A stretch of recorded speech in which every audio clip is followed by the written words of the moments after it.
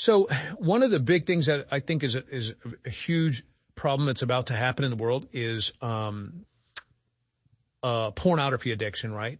I believe it's humongous. I believe it's bigger than alcoholism. I believe it's like the wave of it that we're starting to see, like, people really suffering from. I think it's one of the reasons why there's a lot of divorce.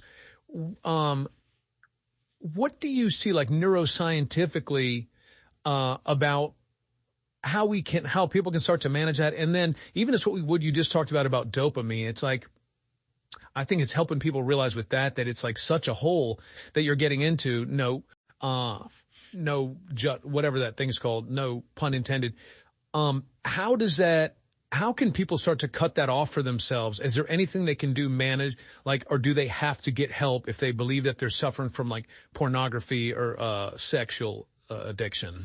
Yeah, super important questions. I'm so glad you're raising this because, it's interesting. If you look at the research on pornography and sexual behavior generally, right, what you'll find mostly in the academic studies of those areas is kind of an attempt to normalize a lot of behavior.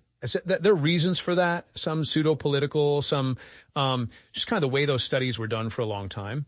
But it's really important to emphasize that it takes a while for science to catch up to culture.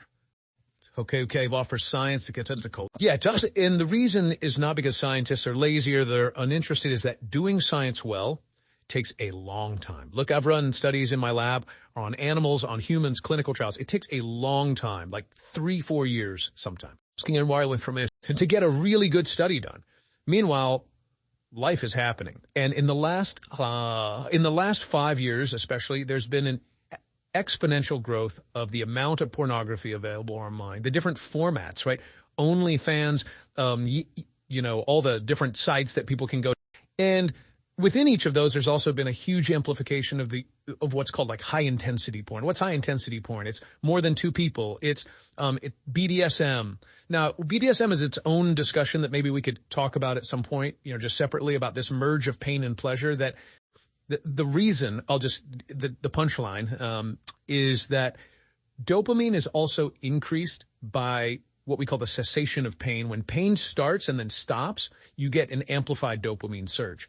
So a lot of people are watching or engaging in what we would call violent porn, right?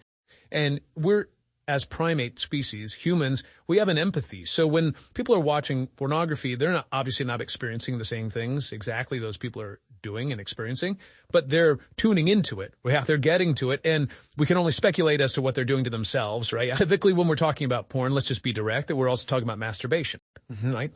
Typically, when we're talking about watching video porn, sometimes it's women, most often it's men, by a huge majority. Well, and maybe I wouldn't like you, yeah.